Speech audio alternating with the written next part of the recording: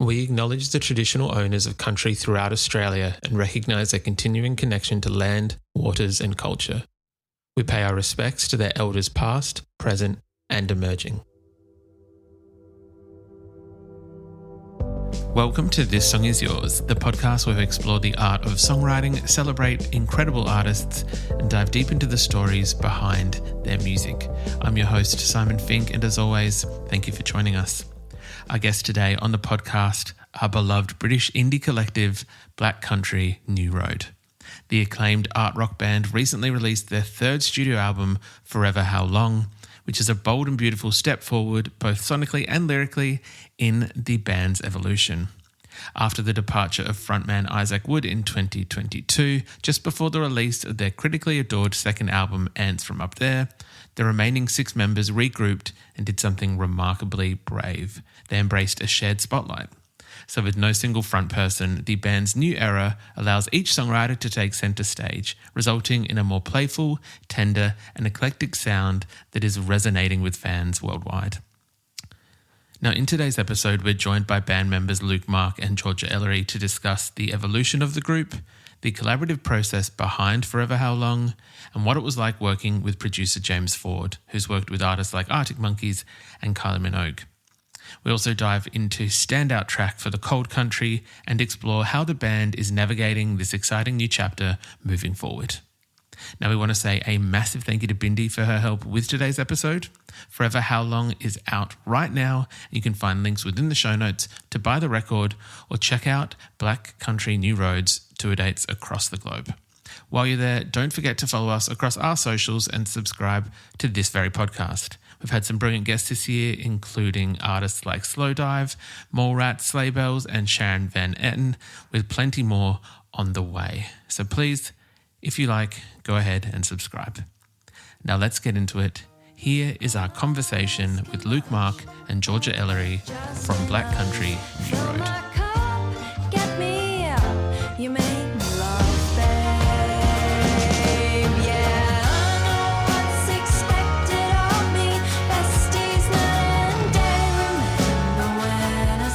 Please welcome to This Song Is Yours, Luke Mark and Georgia Ellery from Black Country New Road. Luke and Georgia, hello. How's it going?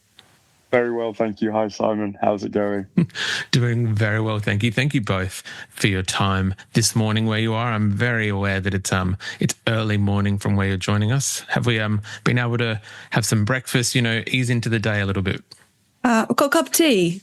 Yeah, I've got tea as well. That's as far as we've got so far.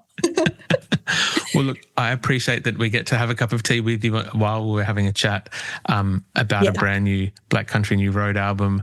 It's out right now. People are absolutely loving this record. It seems to be getting a lot of critical acclaim. So firstly, congratulations on Forever Howlong, the brand new record. From a band's perspective, from a band member's perspective, what is it like at the moment in terms of the reception that it's getting? Is it everything you kind of hoped that it would be? Thanks, yeah. I mean, I don't know. I think whenever you release an album, you kind of have to get to the point where you believe in it. And there's always this doubt that, you spend so much time working on it that you kind of convince yourself everyone will think the same thing about it that you do. Particularly when you talk about it amongst yourselves a lot. But then, once a week, one day a week, you'll be like, oh, we've got to be wrong about this one, or this song is not going to go down well, or, this is not right, whatever. So it's really nice when people are willing to give it a few listens and give you the place enough trust in you that they're going to give it a bit of a chance, I think people have done that, which is cool. I wanted to say, I think that there does seem to be a lot of love for this record and for the band itself, and I'm really excited about this new chapter for Black Country New Road. Obviously, we've got a brand new record, but I think for people who are aware of the band's history, it's been a bit of an interesting road to this new record. And for those who maybe are not, I don't want to rehash too much because I'm sure that with the volume of press that both of you have been doing, you've heard it time and time again. So for a very quick one-sentence recap for listeners who might not be across the band's history, previously different frontman, different songwriter, and with that second album, he decided to step back from the band, which means that you're then, I want to say, almost a new band in a way. Obviously, it's the same people, but the possibilities of what you can do are now almost not endless, but it's a fresh slate. Yeah, it was open for someone to take maybe the front place, but we decided that we weren't going to force anyone to do that or make any rash decisions about that, because we felt like maybe that's where we'd gone wrong last time. So we all decided to contribute to the songwriting, and then we created Bush Hall, which was a live album that we put out. I imagine that there is something both fun and extremely terrifying about that kind of freedom in a way, in terms of having the ability to cycle through songwriters and write new material, both for that live album that you just mentioned and this brand new one. When presented with that possibility of writing new things, what was that initial reaction from the band in terms of making the decision that it will be a not one singular person that kind of fronts, that it will be like a collective in a way? But what was that time period like between having Isaac step back and I guess where we're at now? It was interesting.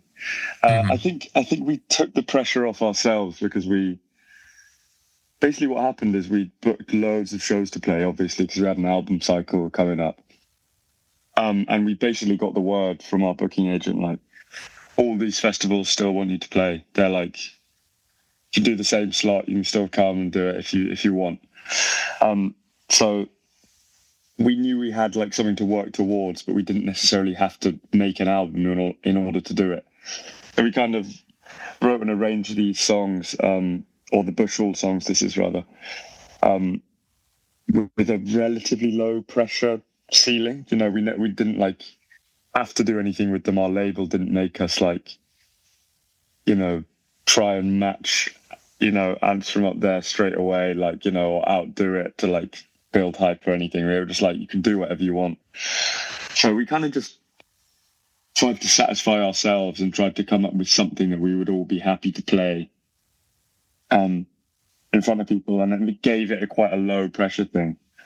When it came to doing this album, though, it was kind of like, you know, Bush Hall was like, it was sort of a stepping stone. It was a way for us to like build our confidence, a way for us to keep going and like keep playing together, to like, you know, make sure we knew we could do it as a group of 6 people. And to make sure we could tour again, to be honest, because, you know, if you go through something like that where, you know, the difficulty of touring is part of the reason that someone doesn't want to be a musician anymore. You kind of want to make sure amongst the rest of you that you still do and that you can do that and you can support each other and you can all be happy doing it. So it was all of those things, and it worked really well for that. You know, it was a kind of functional release, if you like, that we kind of learned a lot by doing it in order to make this album afterwards.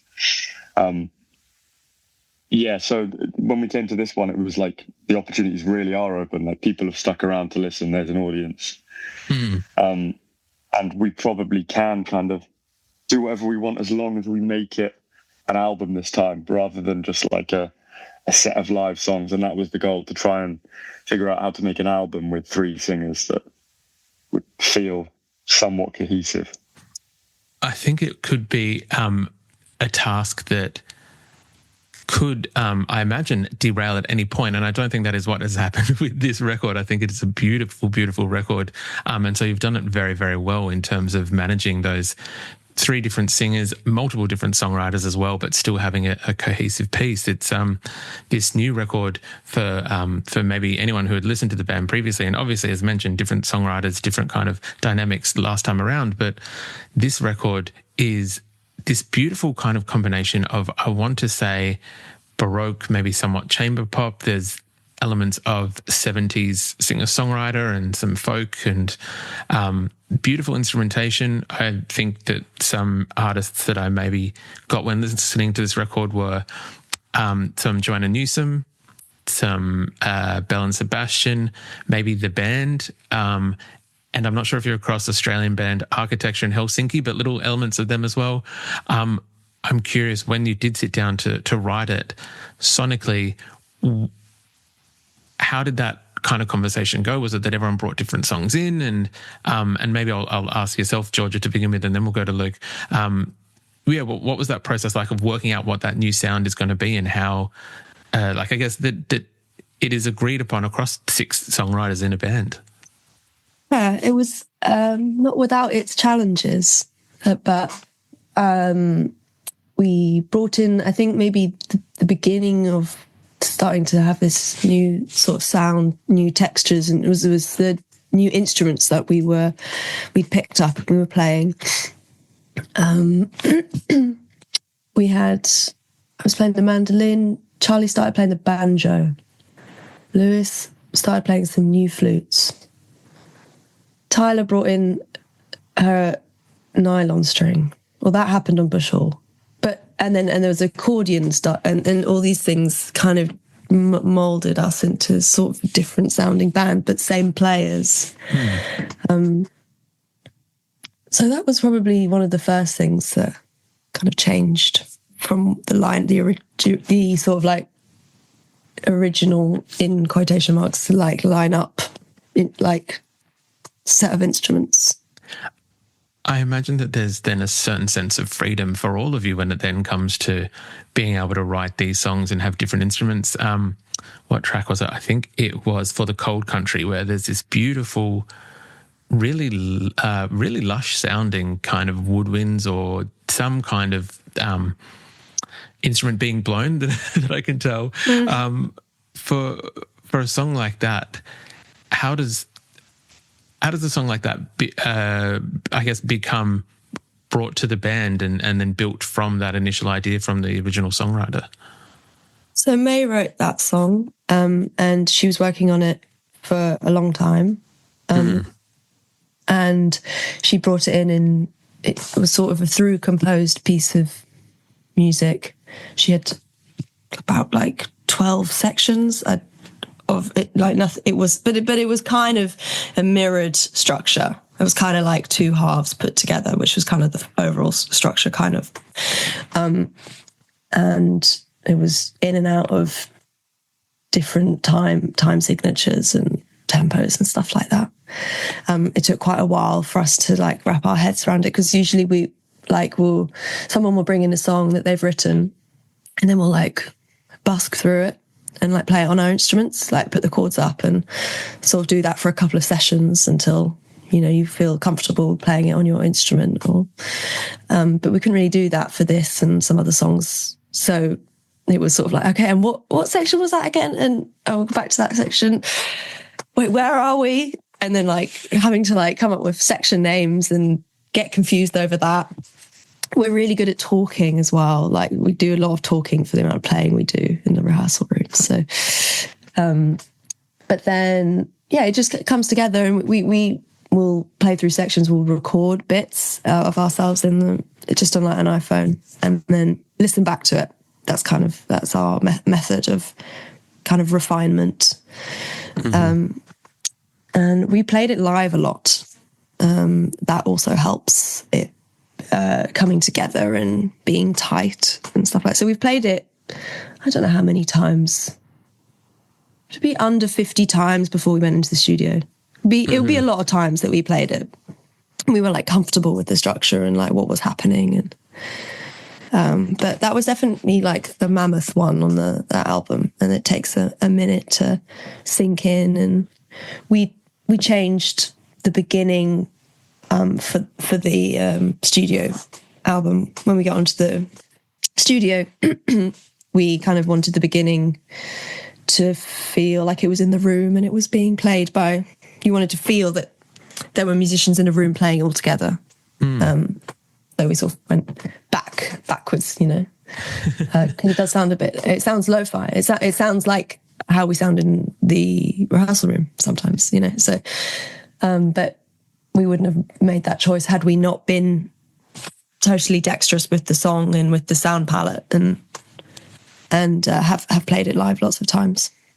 I imagine that playing something like that live must also come with its certain challenges. And I guess playing anything across this album, there are some beautiful songs that kind of go on these different journeys within the 5 or 6 minutes within the track. For I guess trying to navigate that when you are in rehearsal and playing live, what's the I guess the best way to be able to ensure that you have the best journey for the song in a way, if that makes sense? Like, again, I can only imagine the democratic nature of working with 6 musicians in one room. So ensuring that you get the best version of that song that it's going to be. Luke, maybe I'll ask you that question. It's a very good question. I don't know. Sometimes you're not sure you have got the best version, even when you're doing the final one. Like Cold Country is a good example, actually, because we changed it so far into the process. It's also kind of a thing of some songs clearly have a lot of scope of where they could go. Like Cold Country was, I remember when May first played it to us, she actually played it like, actually, no, you know what? She sent me a demo on Facebook Messenger, and like where the audio file was just a message, and I listened to it like millions of times because I don't know why she sent it on there. It's like I have to have our chat open in order to listen to it, but I've still got it somewhere on there, I guess. But yeah, you could hear with the harmony and like everything that was going on, it could go in so many directions, and it was such a large sort of scope concept song. It didn't even have lyrics at that point, and it was still, you know, just endless kind of possibilities. It could be orchestral, or like, you know, it could be whatever. So that one, sorry to interrupt. It was like it could have been done as just a piano piece. Yeah, exactly. The demo was amazing. Yeah, you know? like so much of like what ends up on the song through various instruments is just there in May's like right hand and left hand, you know, on that recording. But like, you know, adapting something like that is quite intimidating, especially when there are so many possibilities. You know, it's with a relatively simple song, it's what you can do is limited before it starts to sound like you're trying too hard, you know. But with Cold Country, it's quite we kind of took the let's do everything we can sort of approach to that, and we were doing it quite like, you know, relatively straight up for how it could be as a song, you know, live for those 50 times Georgia mentioned. But yeah, in the studio, we're like, let's bring the start down and make it very intimate so that it can, you know, it opens up in the stereo field and it spreads wide halfway through at that mirroring point. And then we like pile on kind of every instrument that all of us can play through the last couple of sections, just to really give it as much of a I don't know, just to try and do it justice, I guess. And I don't, you know, maybe that wasn't the best approach. I think the other best approach for it would be just as a piano piece, you know. But it's the kind of piece where if you don't go whole hog with it, then it's kind of, you know, underwhelming. Also, because we played it live so much, there were a lot of expectations, I think, for that song, you know. All of the fans, you know, kind of knew it, so they had their ideas. Sorry, Simon, go ahead. No. I was just going to kind of ask about that. I guess expectations, not just from fans, but from yourselves as well. I know, Georgia, before you mentioned playing the songs almost 50 times, that I feel that musicians, what tends to happen if you practice, you know, songs time and time again, you know when something's going to kick in or when another instrument's dropping in or whatever it may be. And then going into the studio, recording them, working with the incredible James Ford, who I want to talk about in a second, I imagine that then trying to meet everyone's own expectations kind of then changes the arrangement or how it sounds again as well. Yeah. Yeah, we all have our own expectations of what we want to make, and they're not always shared, But I think as long as you're getting a little bit of yourself in it, when you're, because I guess it comes down to crunch time when you're recording it in the studio. And we did do it a song a day for the first 2 weeks. So you have to sort of get in there, make it happen if you want it to happen. and everyone did, I think. And you come out with something, you're kind of always going to be happy. Well, I don't know. Maybe you're not always going to be happy with it, but I feel like as something is molding and coming to life, maybe it doesn't go in the direction that you would have taken it in if it were just you, but it's still great, So you're happy with it. 100%. I think that these songs have ended up in their best versions. It's an incredible album, guys. So I just wanted to say congratulations again on this record. The record was produced by James Ford, who is a very versatile producer. He's worked with artists like Florence and the Machine, Arctic Monkeys, Kylie Minogue, Last Dinner Party, Blur. Was it intimidating, I guess, working with... I apologise. Have you worked with James before? I guess is probably the right question. No, we hadn't. No, we had not. No. Then, in that case, then was it intimidating to kind of, I guess, go and, I guess, have him at the helm of something? Because it's a very unique sound that you've got, which... when reading the kind of liner notes and, press releases and research in preparation for today, I was surprised to see James's name on there, but I think it kind of weirdly works. Yeah, we think so too. It was a great process. I think, when we went in to do Ants, Isaac had a very strong idea that we didn't need a producer. And it was like, no, we're going with the live sound engineer. There was a very clear vision for that album. And I think when we came to make this one, we didn't necessarily have that. We didn't want to do the live thing again. So sort of like, well, is this a produced album then? And I would say that the vision wasn't as clear going in, like production-wise. So when we locked in James, I don't know, I speak for myself. I don't think I really knew what to expect because we'd never worked with someone at that level. But it just worked like clockwork. It was really lovely, so easy. James is a musician, so we kind of were able to work on that level together. It's like another person in the band just joined in with the sort of voting process or the sort of just arrangement process and decision-making processes. And he was very competent, and I've never seen someone work so efficiently. What did I hear? I did hear something about still testing drum sounds or doing something like that at 2 a.m, mm-hmm. Maybe really kind of trying to get it at its right timbre, whatever it may be. Yeah. I mean, he's a drums guy, but the drums were mostly set up start of the whole session. The start of the 3 weeks, one day, drums kind of set and then tweaked as we went along. Mm-hmm. But yeah, he did work we started at 10 every day. I think pretty much every day, and it was till midnight-ish. Pretty much, we had an hour for lunch. Midnight, we would work until midnight or 1 at least. And then he would stay and back up files and stuff and keep going for another hour or so. So it was pretty insane. It was 20-hour days, 5 sometimes. Which is wild, I imagine, when you're trying to build these songs and kind of get the perfect arrangement and sound. I imagine it's quite a bit of quite a heavy task for both yourselves as the musicians and for him as a producer.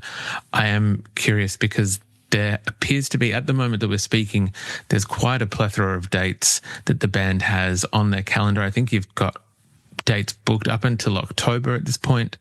I'm curious for both of you, and maybe I'll start with Georgia. I'll go alphabetically as not to play favourites.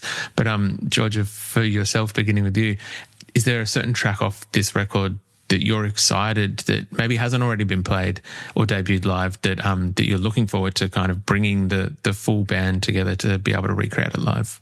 Well, we have played them all live, but what I'm excited about playing at the moment is probably Forever Howlong, the title track, because I think we finally learnt how to tune our recorders properly, and it's starting to sound really good. Love that. And I feel quite chuffed with myself when I finish. I'm like, oh, I think I did actually quite smash that. And that has not been the case for some of the live performances of Forever Howlong, with May like wincing at us whilst we play. So that's my choice. Very fair. Luke, what about yourself? It's a good question. Yeah, we've just been we've just done an album release tour, it was called, which is like a tour of like some places we might not usually tour and some smaller venues in other cities. So we just played them all like a couple of nights ago. I think one that we're still working on nailing, even though it sounds great live, even if you don't play it that well, is Happy Birthday. I think we're still getting, we've done it a couple of times. It was like, that was fucking excellent. Sorry to swear. But, all good.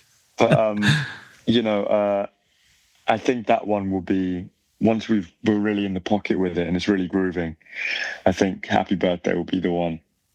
Yeah. Also, I'm saying that because I messed it up the other night, so need redemption. Well, we love a good redemption arc, so hopefully for yourself, Luke, that is the case. We're able to kind of catch that.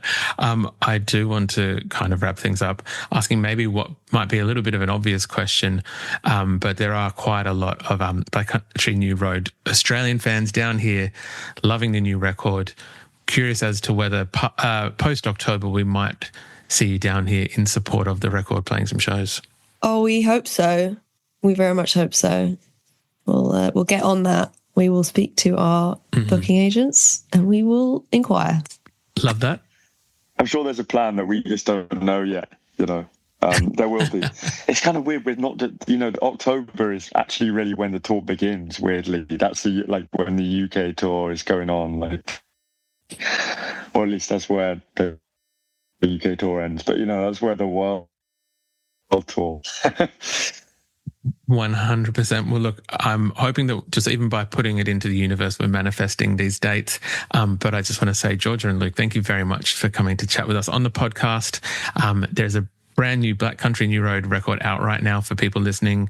Links will be in the show notes on where they can purchase the record and catch you guys on tour and follow you across socials, you know, all that fun stuff. But Luke and Georgia, thank you again for coming to chat. Thank you for having us. Lovely to chat.